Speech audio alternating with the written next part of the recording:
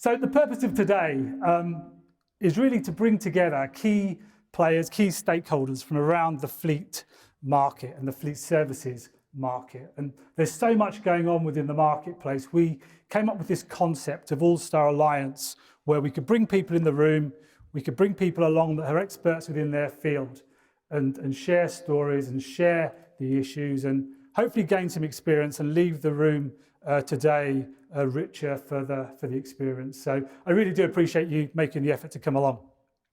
You would have seen as you came in, we've got some of our partners here exhibiting their products and services. You can't miss the Charge Ferry pink van there. So I really appreciate you guys coming along as well. And the critical thing here is it's about sharing. So during the course of the agenda, we've got plenty of time for you to network, for you to talk amongst yourselves, and for also you to talk to our exhibitors and to make the most of the day and get whatever learnings you're able to do.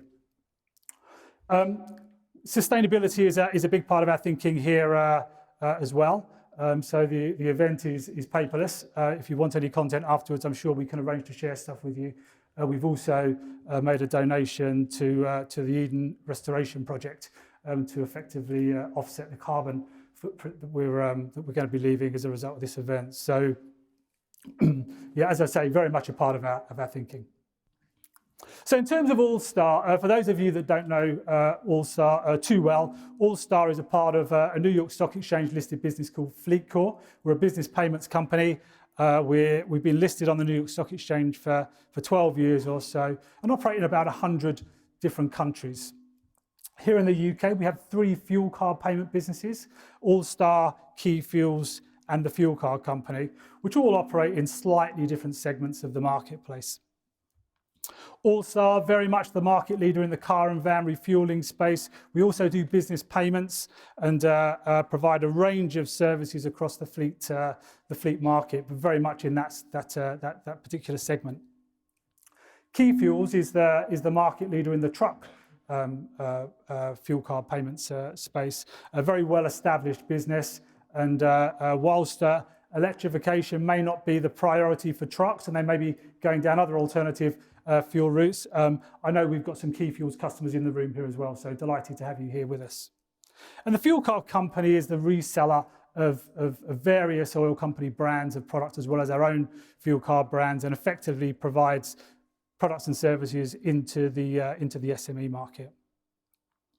We provide a range of other added value services, whether it be around zero liability risk products, the management of private and business mileage. It could be our SMR product under the banner of Service Point, or EcoPoint, which is a carbon mitigation scheme to help people reduce their carbon footprint.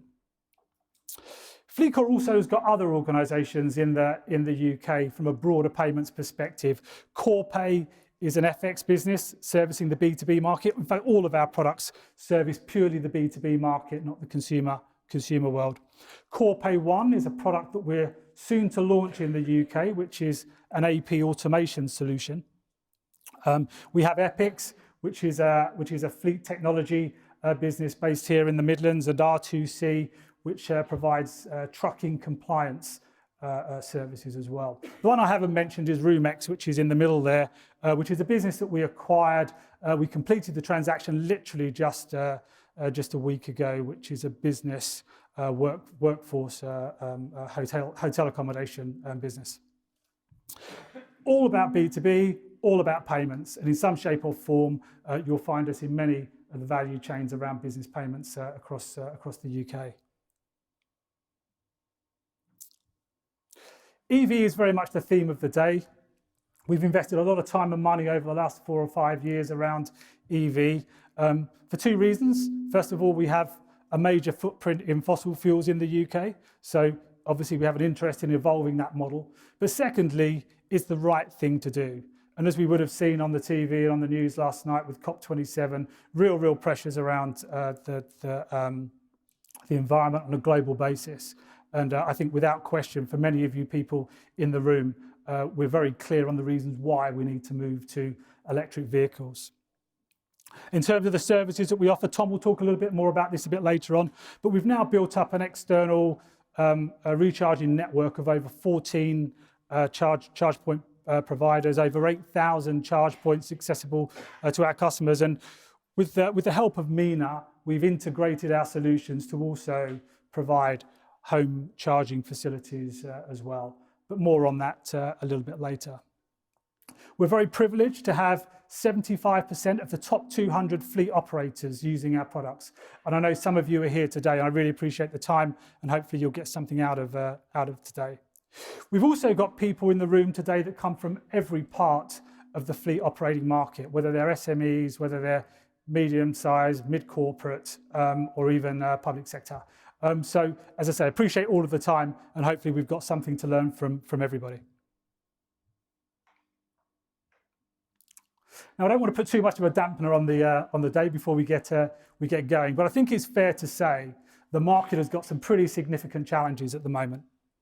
There's a lot of uncertainty, but not just that, the breadth of the challenges that we're facing across the fleet industry are pretty huge. And as I mentioned, we've been going through our budget process within FleetCor, and it really does focus your mind on some of the challenges that we have to address. COP27 is certainly highlighting the challenges we have at a global level. I think the United Nations Secretary General described it as the highway to climate hell overnight, and I think we're all very, very clear on the significance of the event that's taking place in Egypt. Here in the UK, the transport sector is responsible for over a quarter of greenhouse gas emissions that the UK disperses. So clearly a big cause of the challenge. We have a track to move to EV cars and vans by 2030. By 2035, that excludes hybrid vehicles as well. So there's definitely a roadmap to do something. And on the topic of challenges, we've all seen the political landscape evolve over the last few weeks, and I think 3 prime ministers in the last 3 months tells its own story. But changing fiscal policies all influence everything that we're doing from a business standpoint, something that's not lost on us. From an economic standpoint, we're seeing falling growth, we're seeing falling consumer confidence, we're seeing rising inflation, rising interest rates, and rising business failures. So a lot of challenges for us to deal with. So even though we're here to talk about EV, I think the reality is there is a bigger context to everything that's going on around our businesses. I thought I'd also share this perspective here as well. We buy a lot of fuel. In fact, just under 10% of the UK's total fossil fuel road transport fuel goes through our products and services in the UK. So we pay quite a lot of attention to fuel prices. And the purpose of this slide here, if you just look at the yellow mass at the bottom of the slide, goes back to 2016 when the cost of fuel was around 80 pence. Roll right the way forward to where we're at today, and the cost of fuel today is about £1.50. This is wholesale prices, okay? This is excluding all of the things that go onto the cost of the product before it gets to the pump. So we know there's a lot of volatility. We know there's a rising fuel price market that we've seen since March, especially following the Russian invasion of Ukraine. But if I can draw your attention to those black dots in the middle, that's all about the daily volatility, how much the price moves on an individual day. And what you can see is that all the way through, typically, it's all within a boundary of plus or minus 3p.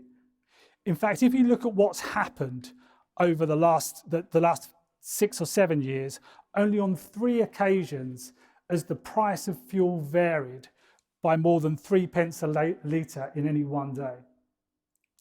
If you then look at 2022, this year is actually changed by more than 3 pence a litre on 35 occasions during the current year.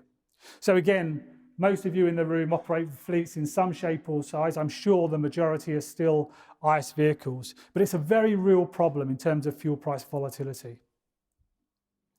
And it's not just fuel, obviously. The price of electricity, as we all know, has risen significantly as well. In fact, the wholesale price of electricity over the last 18 months has risen by almost tenfold, which is absolutely staggering.